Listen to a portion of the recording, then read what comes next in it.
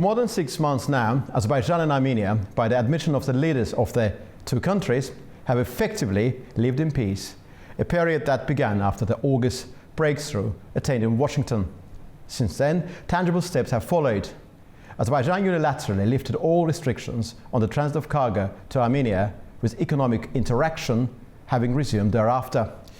In early February, both leaders jointly received the Zayed Award for Human Fraternity in Abu Dhabi. That very sensibility, in other words, the entire discourse surrounding the irreversibility of peace between Baku and Yerevan, was reinforced once again in Washington on the 19th of February, where the two leaders were pictured shaking hands against the backdrop of the word peace written in capital letters. Meanwhile, the bilateral civil society dialogue launched in Yerevan on the 22nd of October has also been accelerated, with the latest stage of this process widely seen as more inclusive and all-encompassing. I'm Walker Namashov, you're watching Context, and joining me now in the studio is a participant in the latter, Eldar Hamzali, a Baku-based analyst and independent researcher with a wider Caucasian reach and remit. Eldar, thank you very much indeed for joining us today. Thank you for the invitation. Thank you, Eldar. So let's begin about the latter stage of the self-organized bilateral civil society process between these two countries. The first meeting was on the 22nd of October, we remember that. The Armenian colleagues arrived here in Baku. I interviewed Arek Kochinyan and Naik Minasyan. I remember it was the 23rd of November, I believe, if memory serves me correctly. But latter stage is very different, all-encompassing. I think I don't know what was the actual number of people that were present, but from Azerbaijan was around 15 people, I think. Well, the overall this trip to Armenia, it was followed by the two meetings. The one took place in Yerevan and the other one took place in Baku last year. And so at that trip, at that time it was in total 10 people, so the 5 from each side. But this time it was 20 people from both sides. So naturally it was a wider group that encompassing different representatives of the civil society, media, there were experts on different fields. And this time, the first one took place in the both capitals, Yerevan and later in Baku. But this time, it was decided to organize in Takadzor, so that is something 50 minutes driving from Yerevan. And this time, for the first time, and I think in the modern history of Azerbaijan and Armenia, the participants have managed to cross the border on Kazakh region, which is delimited and demarcated. And so from the village of Askipara, our group crossed to the Armenian village of Voskepar. And so it was organized, so all form of border crossing procedures were organized. Border checkpoints? Yes, it was organized, so our passports... Border services, basically. Yeah, all the services were provided. Not military forces, but border... No, it was a border service, was present there. We just present our passports to the Azerbaijani border officers. So they checked our passports and they put the stamp that we leave the territory of Azerbaijan. And after a few minutes, we were met by the Armenian border officers. They also checked our passports, put the Armenian stamp, and they said that you're welcome to Armenia. Wonderful. And later beginning of civilizational interaction between the two countries. It was beginning of the border level, sort of crossing the border is a specific, I suppose, feeling when because I remember back in April 2024 when the Baku and Yerevan agreed on the delimitation demarcation of that 12.4 kilometer section. This caused some negative reaction in certain sections of Armenian society, but it was a very, very important achievement. And the year 2024 was one of the peaceful years in Azerbaijani-Armenian discourse, and now you're actually physically crossing the border. It must be a fantastic feeling. It was a great feeling, and it was also a confirmation of the peace that already just established, but without the peace agreement yet, because when this demarcation process started and the villages, the Armenian villages mainly, they were so confused and they had fears about being neighbor with Azerbaijani soldiers. And there was a school building that was newly built at that time, and Prime Minister Pashinyan promised that if you don't feel secure with this school, we could build another school for you, because that school is very close to the Azerbaijani positions. Yeah. He promised that they could build another building for this.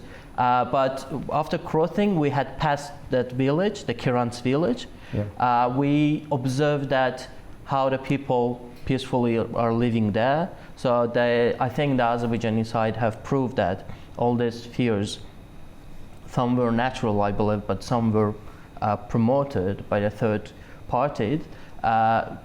Just that those people, they can't live there. But as we have proved that it's not relevant.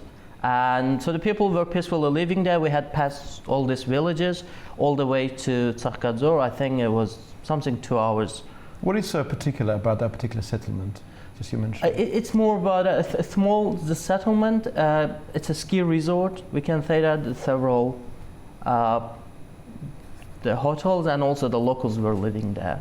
Fantastic. Last time when I interviewed Arek Kochinyan and Narek Minasyan, the key argument and sensibility there was that when Azerbaijani and Armenian experts and civil society representatives come together and discuss Azerbaijani and Armenian affairs, there's no particular limitation on what they can discuss. They can discuss the border delimitation demarcation, the subsequent stages, they can discuss the process which will be leading to the actual ratification of the peace agreement. It should be signed in the first place and should be ratified.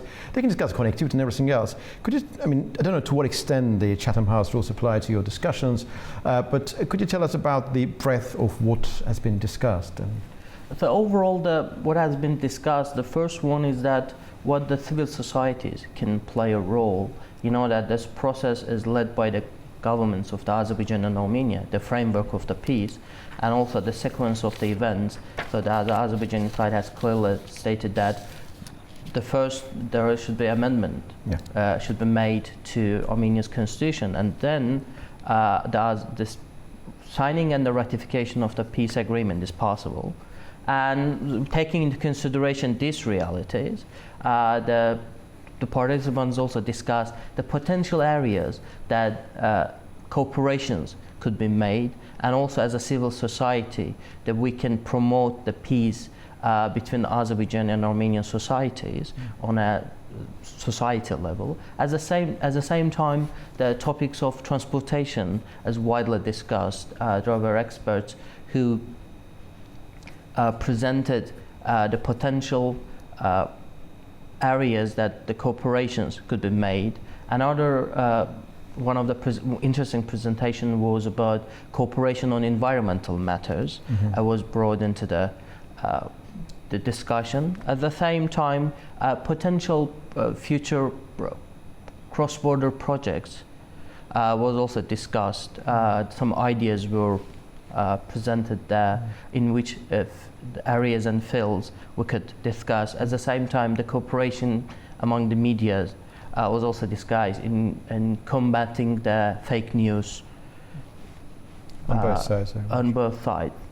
Fantastic. One of the things which we have noticed over the past few months, and President Ali have mentioned it a number of times when he was in Abu Dhabi, when he was in Munich, during the panel discussion with EU Enlargement Commission, and later on I think on the 19th of February as well. Azerbaijan and Armenia have been living in peace over the past 6 months, a period more than 6 months probably now, since the original statement was made in early February. There are certain dividends of this peace. There is a limited economic interaction. Azerbaijan lifted all the restrictions back in October, but decision was made back in October, and then I think it was first enforced in November. There's a limited economic interaction. People like you, experts, civil society representatives, are visiting each other's countries, and it looks like that these two countries are seeing the tangible benefits emanating from that interaction. What else do you think should happen? To be more precise, before the elections in Armenia, which will take place in June, what else do you think will happen in the field of Azerbaijani-Armenian normalization, making sure the peace is perceived as a positive thing, as opposed to the sphere wherein peace is not present? Well, actually, currently what we have a government-led, both governments-led peace process. We have an economic cooperation, And we have the third one, the TRIP, the project that it's a Armenian American company, where Azerbaijani government also gave its consent to work with them.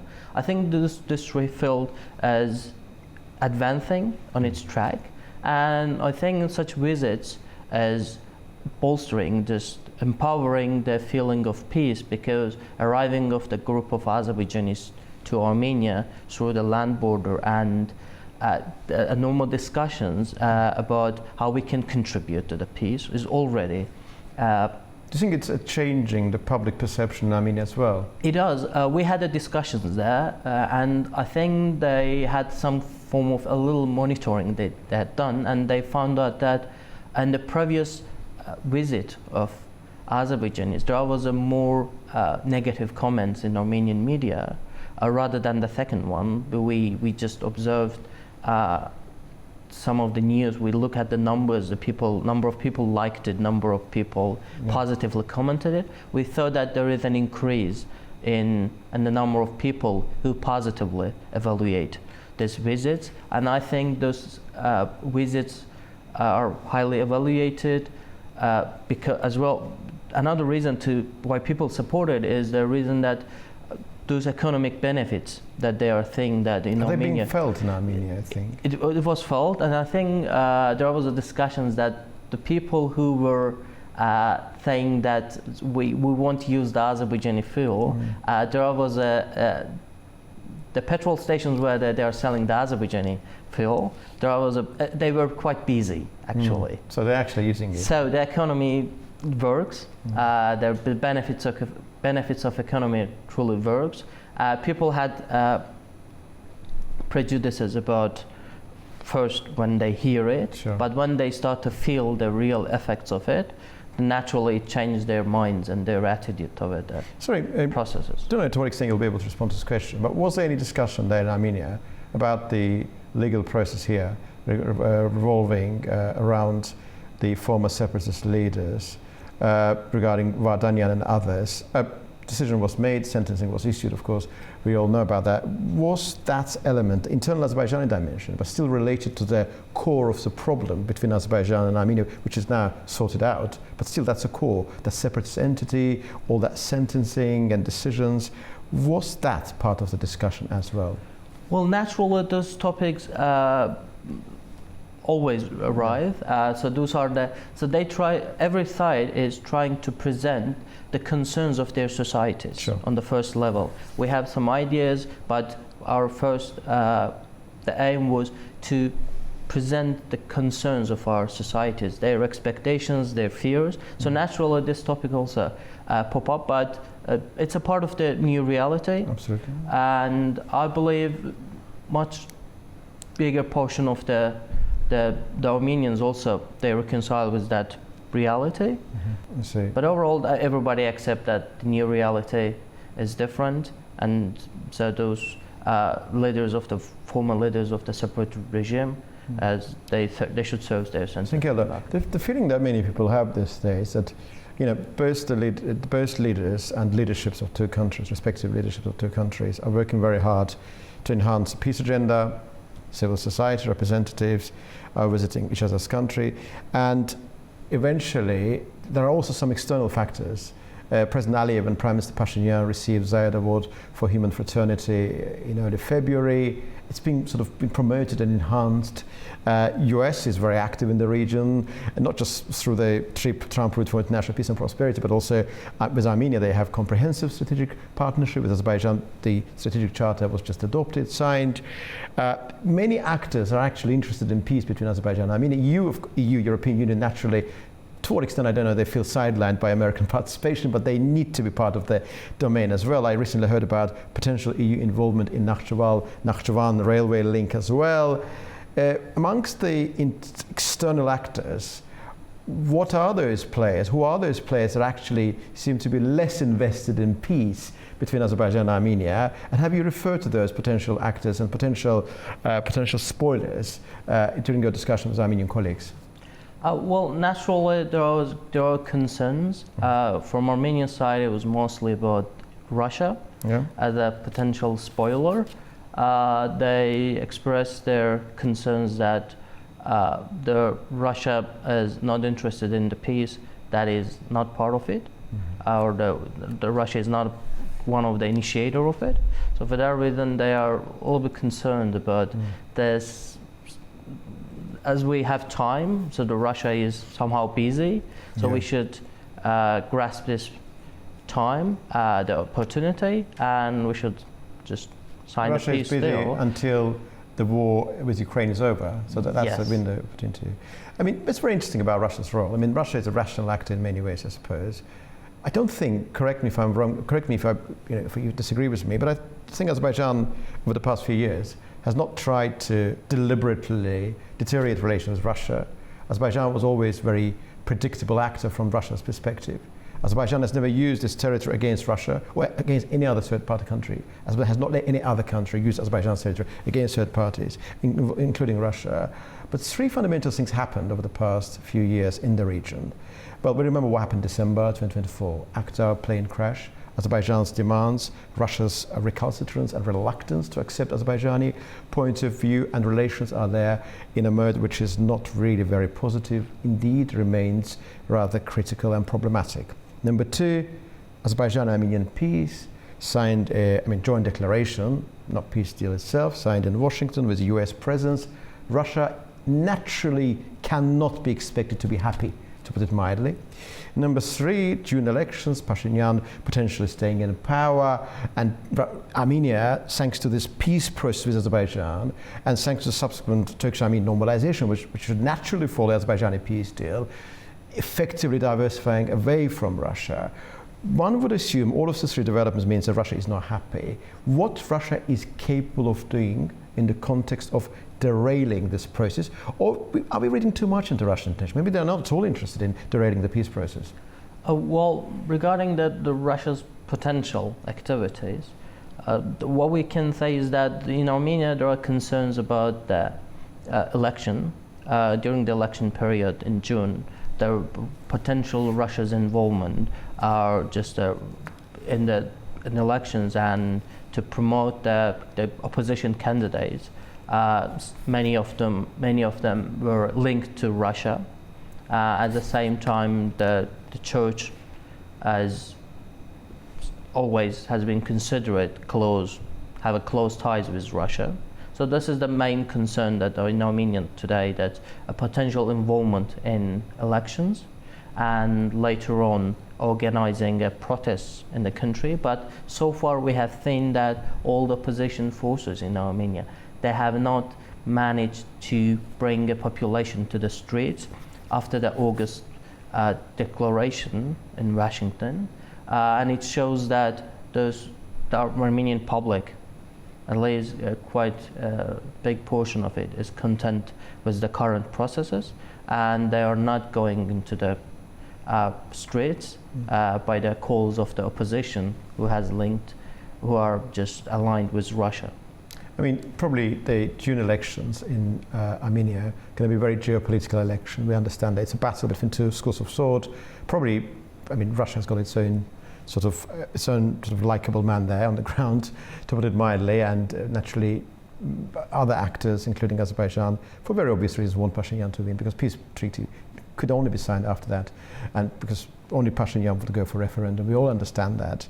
Well, our friend, acquaintance, and colleague James Maurice Krikorian, who sadly his health now leaves a lot to be desired. I'm sure you're aware of the circumstances, and we pray that he will recover as soon as humanly possible. And many other Azerbaijani analysts has consistently talked about the necessity of avoiding geopolitical tensions go up in this region between different actors, to the detriment of bilateral Azerbaijani-Armenian intentions. To what extent do you think Trump route for international peace and prosperity, despite the American footprints, will be in a safe position, resilient in the context of all the geopolitical tensions engulfing in the area surrounding it?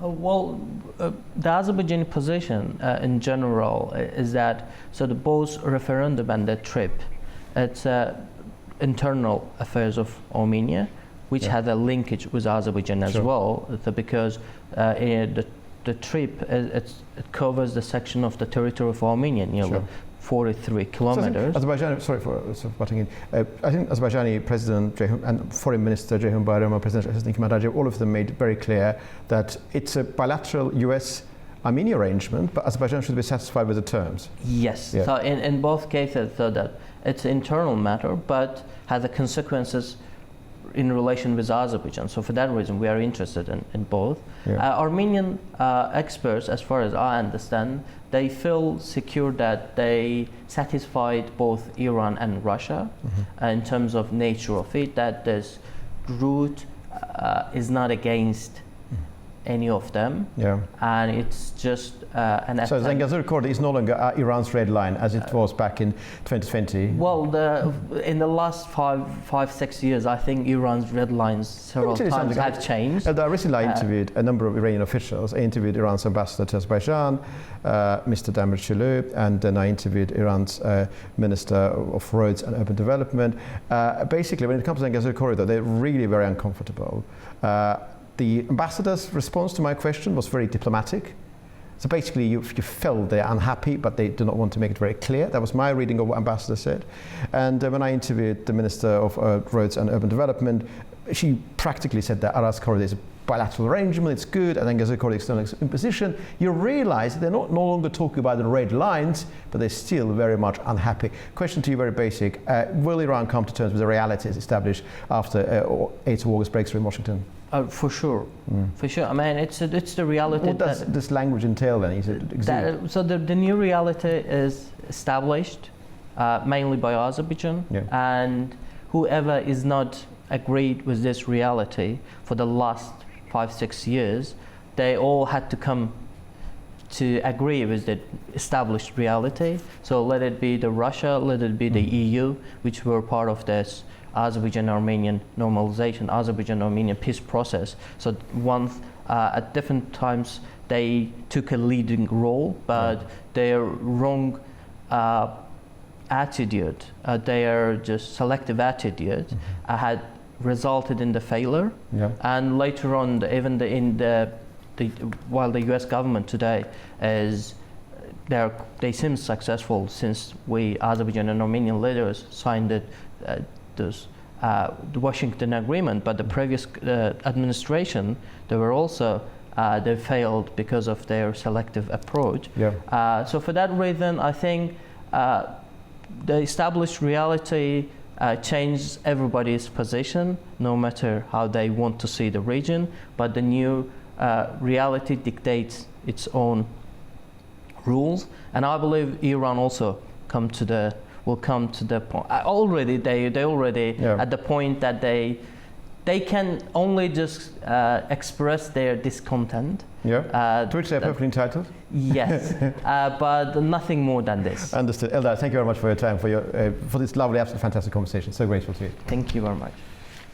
Well, I've just conversed with Eldar Hamzali, the independent political analyst based in Baku with wider Caucasian reach and independent researcher about a wide range of issues. Of course, all of these issues were centered around Azerbaijani-Armenian dynamics, the process which is presently happening and leading to that ultimate eventuality known as a peace agreement between these two countries. You've been watching Context, and see you very soon indeed.